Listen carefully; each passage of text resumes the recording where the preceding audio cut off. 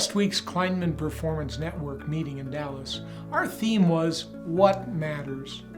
During this high-energy, two-day event, we explored a host of business issues and opportunities facing private practice optometry.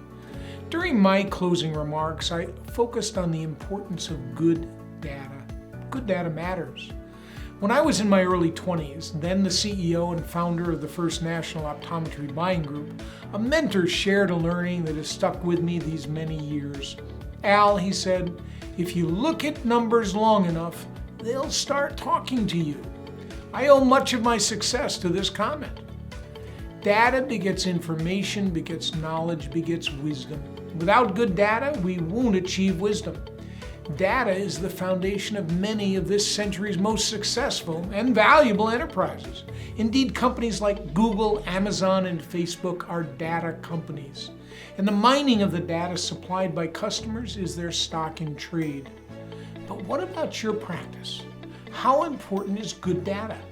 Let's explore a single data point that, at best, is misunderstood and at worst is deceiving. That questionable number is cost of goods. Your income statement has a number for it. Your tax return has a number for it. But the reality is that the number you likely track isn't cost of goods, it's cost of purchases.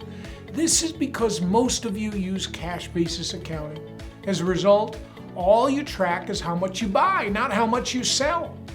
As a result, your cost of goods swings with the wind based on the amount you purchase. You go to a conference and load up on a show special, your cost of goods goes up.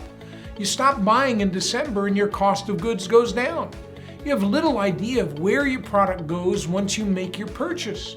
And your current methodology doesn't effectively signal loss due to theft, what we call shrinkage. There's a better way. First, start taking a monthly inventory at the end of the last day of each month. This isn't time-consuming if you use a standard markup. Simply add up the total retail value of your inventory and divide that by the markup. As an example, if you have $150,000 in frame inventory at retail pricing and you mark your product up 3 times, your inventory value will be $50,000. Also, count the number of frames in inventory. Let's say you have 500 frames. This then tells you that you're offering an average retail frame value of $150,000 divided by 500, $300. That's an important number to track because over time, that average will change and impact positively or negatively your average sale. So what do you do with this inventory number? Simply said, you take your starting inventory value, add it to the value of inventory you purchased during the month, subtract from it the value of the inventory you sold. That number, starting inventory plus purchases minus sales, should equal your ending inventory, both in dollars and units.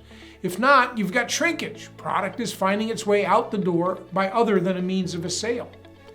Your cost of goods is the wholesale value of the product you sold, not that which you purchased.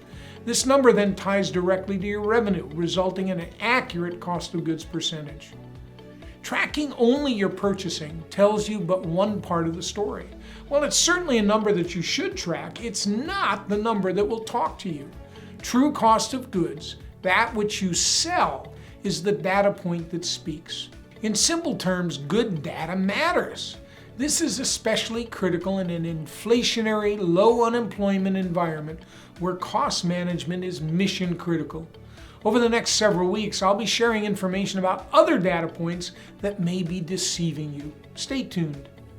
If you're confused about how to account for your business performance, give us a call for a no-obligation chat.